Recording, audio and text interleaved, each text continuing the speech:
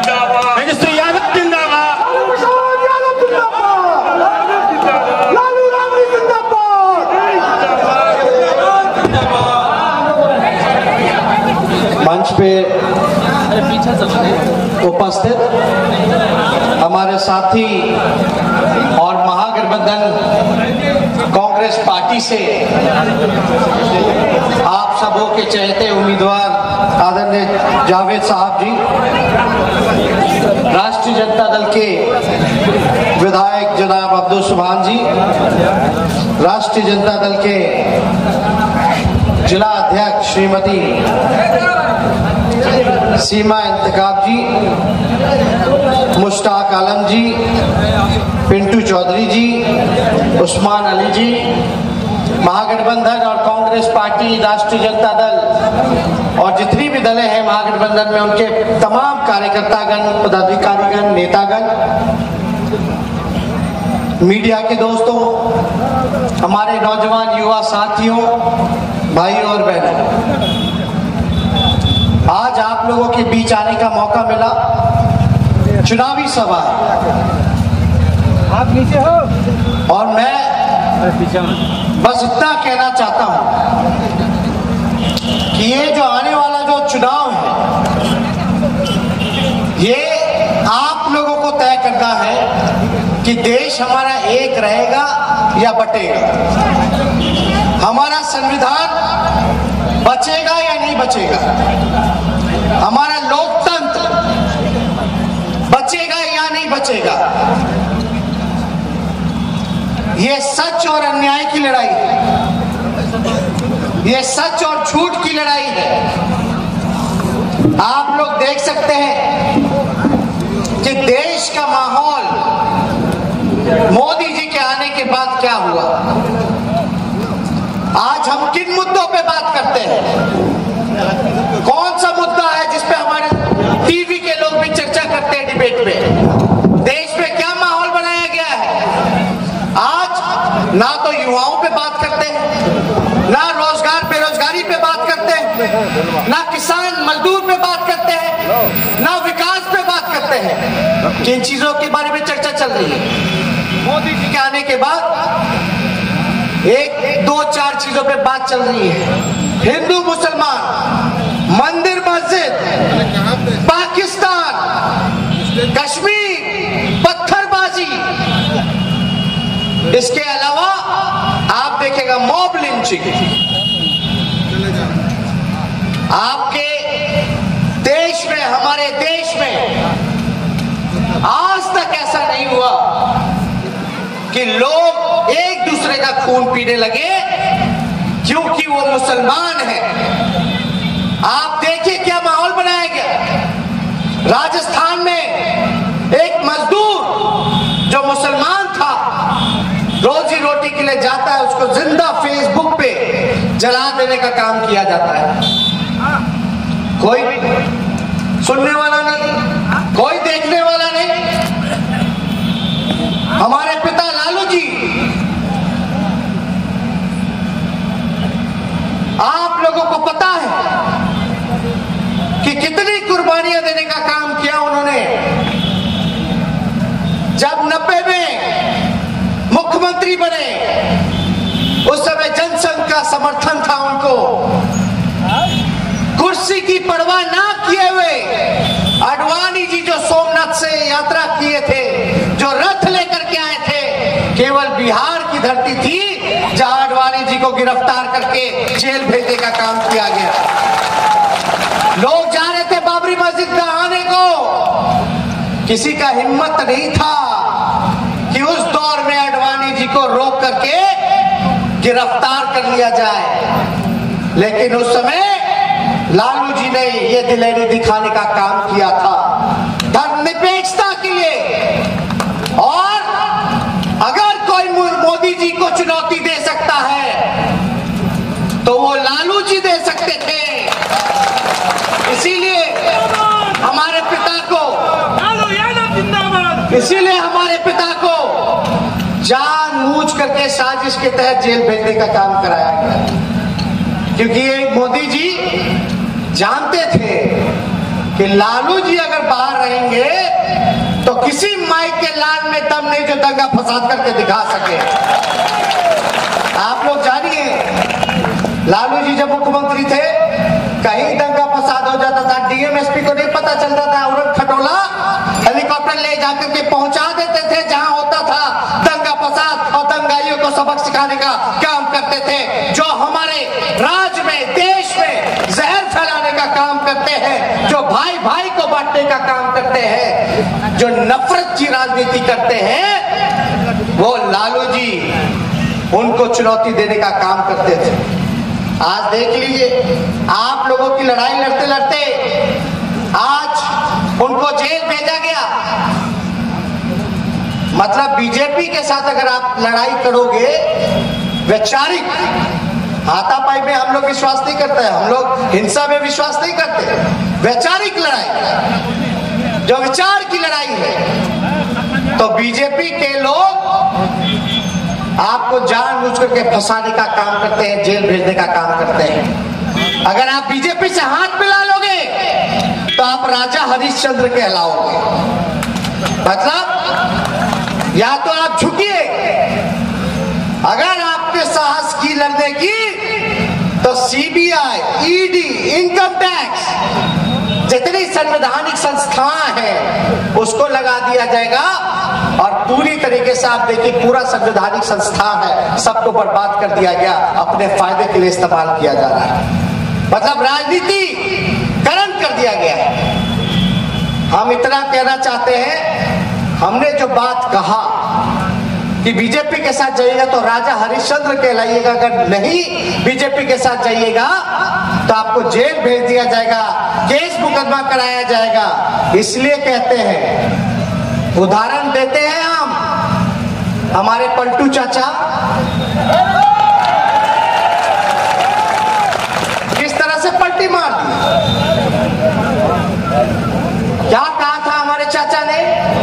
कहा था कि नहीं कहा था, मिट्टी में मिल जाऊंगा लेकिन भाजपा में नहीं जाऊंगा। बोला था कि नहीं बोला था? मिट्टी में पता नहीं कब मिलेंगे, भाजपा में तो मिल ही गए, अब तो वो बताएंगे। आप देखिए, जो सही में गुनहगार है उसको बीजेपी बचाती है। नीतीश कुमार सृजन घोटाला किए, बालिका गृह कांड जो हुआ मुजफ्फरपुर में, उसमें नाम आ रहा है। पॉक्सो कोर्ट ने सीएम का, मुख्यमंत्री का जांच का आदेश दे दिया सीबीआई को, और सुप्रीम कोर्ट दिल्ली राज्य सरकार को, बिहार पुलिस को, और तो और सीबीआई को फटकार लगाती है। सीबीआई के उस समय जो इंटरिम डायरेक्टर थे, उसको जैसे स्कूल में बच्चे को पनिशमेंट देते हो वैसे कोर्ट में उनको पनिशमेंट दिया गया था, सुबह से शाम तक बैठाने का काम किया गया था। आप देखिए, देश को बचाने का काम कीजिए, देश को एक रखने का काम कीजिए। यह बीजेपी के कई नेता हैं, हम लोग जब भाईचारा की बात करते हैं, शांति की बात करते हैं, अमन की बात करते हैं, चैन की बात करते हैं, विकास की बात करते हैं, अंतिम पैदान पे जो खड़ा व्यक्ति है, जो गरीब है, उसकी लड़ाई लड़ते हैं, तो ये सब लोग आप लोग जानते हैं कि ये लोग पूरी तरीके से लग जाते हैं आपको दबाने में, कुचलने के लिए। तो हम लोग ज्यादा कुछ नहीं कहेंगे। आप देखिए, एक नेता है गिरिराज सिंह जी, नाम जानते होंगे। हम लोग जहां सेक्युलरिज्म की बात करते हैं, धर्मनिरपेक्षता की बात करते हैं, भाईचारे की बात करते हैं, अमन और चैन की बात करते हैं, तो ये क्या कहते हैं महोदय? ये कहते हैं कि पाकिस्तान भेज दो। ये गिरिराज सिंह के बाप का देश है जो हम लोग को पाकिस्तान भेजेगा। ये लोग सिर्फ और सिर्फ वोट की राजनीति करना चाहते हैं। हम तो इतना आप लोगों को कहना चाहते हैं, कांग्रेस पार्टी और लालू जी को छोड़ करके किसी में दम नहीं है जो बीजेपी को हरा सके। आप ये जान जाइए, कई लोग पार्टी बनाए हुए घूमते हैं, लेकिन देखिए, चाहे कट्टरपंथ के हम लोग विरोधी हैं, कुछ लोग जो है बार बार ऐसा माहौल बनाने के लिए बीजेपी को मदद करते हैं ताकि बीजेपी का एजेंडा पास हो जाए और हम लोग बंटते रह जाए, लफड़े में पड़ जाए और पूरी तरीके से बीजेपी जो है पूरा तरीके से सांप्रदायिक खेल खेल सके, उसको सहयोग करने का लोग काम करते हैं। तो आप लोग इसके चक्कर में मत पड़िएगा।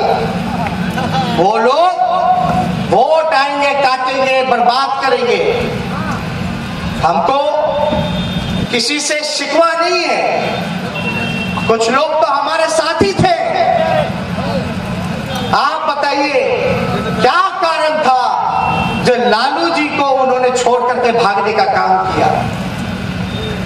आज क्या स्थिति हो गई है उनकी, आप लोग देखने का काम कीजिए। लेकिन हम लोग ज्यादा कुछ नहीं कहेंगे। यह व्यक्ति विशेष की चुनाव नहीं है, यह किसी एक आदमी का चुनाव नहीं है। एक आदमी का चुनाव देकर के अगर चलिएगा तो समझिए कि गड़बड़ा जाइएगा। ये माहौल है सब लोगों को एकजुट रखने का। इन लोग जो फिरकाप्रस्त लोग हैं, इनको गद्दी से अगर उतारना है तो आपको यहाँ से जावेद साहब को भारी से भारी मतों को जिता करके भेजने का काम कीजिए। पढ़े लिखे हैं, नौजवान हैं, क्या कमी है? कोई कमी हमको तो नहीं नजर आता। और पूरी तरीके से अगर ये सांसद बनकर के जाने का काम करेंगे तो मुझे पूरा विश्वास है कि किशनगंज की जनता के जो भी काम होगा, जो भी आवाज होगा, उसको मजबूती के साथ जो सबसे बड़ा पंचायत है पार्लियामेंट, वहां ये रखने का काम करेंगे और आपके हित में ये पूरा काम करा करके रखने का काम करेंगे। आप लोग ज्यादा कुछ नहीं समझिए। जनता की अदालत में हम लोग आए। जनता की अदालत में ना तो सुनवाई होती है, ना तो तारीख तय होता है, सीधे फैसला होता है। अब अगर मगर में मत पड़िएगा, सीधा फैसला कीजिए। और हम तो आए हैं कि हमारे पिता ने आज जेल में बंद किया गया है। आप लोग जानते हैं कई बीमारियां हैं, उनको जबरदस्ती तंग किया जा रहा है। ये लोग सोचते थे कि लालू जी डर जाएंगे, लालू जी पे मुकदमा कर दोगे, जेल में डाल दोगे तो, लेकिन ये लोग जानते नहीं मेरे पिता शेर हैं। इनके गिदर भपकी से लोग डरने वाले नहीं। उनको भी जेल भेज दिया। देखा कि भाई लालू जी तो डरे नहीं, तो एक काम करो कि इनके बाल बच्चों पे भी मुकदमा करना शुरू कर दो, तब हो सकता है कि ये डर जाएंगे। एक बात समझ लीजिए, जब हमारे पिता शेर हैं तो शेर का खून मेरे अंदर है। हमारे पिता के ऊपर मुकदमा। आप बताइए, हम उप मुख्यमंत्री थे बिहार राज्य के, नीतीश कुमार जी को कम सीट आने के बाद भी उनको मुख्यमंत्री बनाए। लालू जी को फंसाया उन्होंने बीजेपी के साथ हाथ मिलकर के ताकि उनको सत्ता मिल जाए। फिर भी हम लोगों ने क्यों एक खोने का काम किया, पुराने शिकवों को भूलने का काम किया। आज तो घर घर में दुश्मन हो जाता तो बाद में मानता नहीं है, लेकिन लालू जी का इतना बड़ा दिल था, देश के लिए सोचते थे, आगे के लिए, आप लोगों के लिए सोचते थे, जो बीजेपी के हराने के लिए नीतीश जी को मदद करने का काम किया और एकजुट होने का काम किए। फिर भी ज्यादा सीटें आने के बाद भी उनको मुख्यमंत्री बनाने का काम किया। हम पे जब उप मुख्यमंत्री थे तो कोई केस मुकदमा नहीं, कुछ नहीं। तो हम पे बीजेपी वाला क्या केस? आज 35 केस चल रहा है, सीबीआई का, ईडी का, इनकम टैक्स का। कोई एजेंसी बच्चा नहीं होगा जो हम लोगों के पीछे नहीं लगा होगा। क्या केस किया? तो बोलता है जब तेजस्वी 13 साल का बच्चा था, जब उसको मूंछ नहीं था तो वो रेलवे में बैठ के घोटाला करता था। यहाँ आगे जो बैठे हैं बच्चे, यही उम्र होगा मेरा। खड़े हो जाओ बाबू, एक उधर मुड़ जाओ, मूंछ नहीं है। अब बताइए घोटाला करेगा रेलवे में? आप बताओ। तो उसमें केस किया करो, कोई दिक्कत नहीं। देखिए हम लोग, मेरे पिता ने आज तक अपने विचार से समझौता नहीं किया, बीजेपी और सांप्रदायिक शक्तियों से, आरएसएस से समझौता नहीं किया, लेकिन मेरे चाचा तो फायदे के लिए कर जाते हैं। आप बताओ, अगर लालू जी और हम में लालच होता तो हम बीजेपी के साथ हाथ मिला करके आज बिहार के मुख्यमंत्री नहीं होते, मेरा केस मुकदमा सब खत्म हो जाता।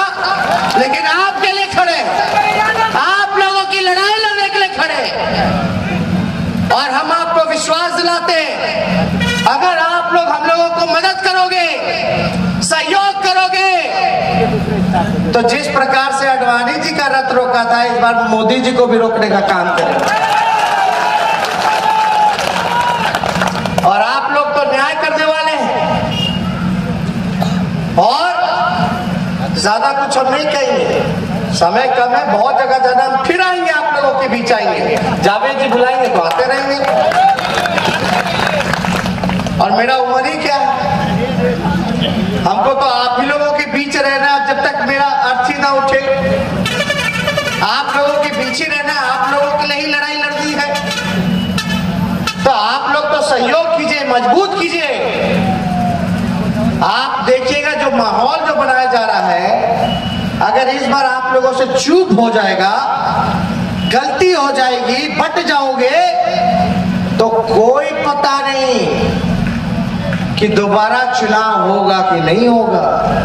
बात आप लोग सोच लेना, ज्यादा कुछ तो हम नहीं कहेंगे। जब चुनाव नहीं होगा तो आप अपनी सरकार को कैसे चुनोगे? ये जमहूरियत जो है, सबसे बड़ा पावर क्या है, शक्ति क्या है, कि आपको जनता मालिक है। लोकतंत्र में, जमहूरियत, आवाम, आपको सबसे ज्यादा शक्ति है वोट का। आप देखते हैं ना, वोट के लिए सब लोग घूमते। अगर वोट देने के बाद भी, होने के बाद भी आपको कहीं सुना नहीं जाता, लेकिन फिर भी आप देखिएगा जब वोट चक्का पावर ही खत्म हो जाएगा तो कौन पूछेगा? कोई पूछने वाला है? और मोदी जी एक बार आ गए, समझ आइए, ये पूरी तरीके से चुनाव खत्म कर देंगे। ये पूरा इन लोगों का आरएसएस का एजेंडा है, नागपुरिया वाले लोगों का। ये मोदी जी की विचारधारा गॉडसे वाली है, गांधी जी के हत्यारे हैं ये। इन्होंने अंग्रेजों की गुलामी करने का काम किया है, और हम लोगों को देशभक्ति का सर्टिफिकेट बांटेंगे। आप बताइए, जो अंग्रेजों का चमचाई किया, आज देशभक्ति का सर्टिफिकेट बांटने का काम कर रहे हैं। ये नागपुर आरएसएस क्या है? ये पहली ऐसी ऑर्गेनाइजेशन है जो रजिस्टर्ड है ही नहीं, आज भी रजिस्टर्ड नहीं है, लेकिन किसी में हिम्मत नहीं है कि उसको खत्म कर दिया जाए। ये बात समझने की जरूरत है। तो ये चीजें ध्यान में रखिए। ये आरएसएस वाले क्या हैं, क्या चाहते हैं? हिंदू राष्ट्र चाहते हैं, उसी के नुमाइंदे हैं मोदी जी। देशभक्त बनते हैं। आरएसएस के लोग क्या कह रहे थे? बिहार मोहन भागवत आए थे, याद है, हमारे सेना का मजाक उड़ाया था, अपमान किया था हमारे इंडियन आर्मी का। ये लोग हाफ पैंट पहनने वाले बोलते कि सेना को तो कई टाइम लग जाएगा, लेकिन हम लोग 15 दिन में तैयार हो जाएंगे लड़ने के लिए। बोलता सेना को 3 महीना लगता तैयार होने में लड़ाई के लिए। तो ये अपमान है इंडियन आर्मी का। जो अपने सेना का सम्मान ना करे वो कैसा देशभक्त है? जो तिरंगे का अपमान करे वो कैसा देशभक्त है? नागपुर जो इनका मुख्यालय है, आज तक तिरंगा इन्होंने नहीं फहराया है, भगवा झंडा फहराते हैं। तो आप समझिए ये लोग किस प्रकार के लोग हैं। इसलिए ज्यादा कुछ नहीं कहेंगे, हम बस इतना चाहेंगे कि आप लोग भारी से भारी मतों से इनको, जावेद जी को, जो कांग्रेस के प्रत्याशी, महागठबंधन के प्रत्याशी, सोनिया जी, राहुल जी, आपके लालू जी, सबके ये उम्मीदवार हैं। आप लोग इनको जिताने का काम कीजिए। तो जिताना है ना, दोनों हाथ उठा करके बताइए का काम कीजिए, पीछे से भी बताइए, दोनों हाथ उठा करके। तो इनको विजय का माला पहना दे, माला पहना देना, ठीक।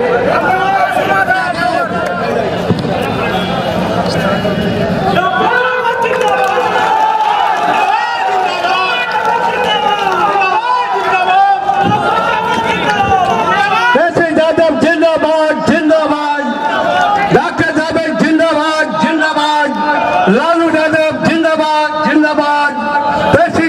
खबरों की दुनिया से लगातार अप टू डेट रहने के लिए ग्लोबल गांव चैनल से जरूर जुड़ें।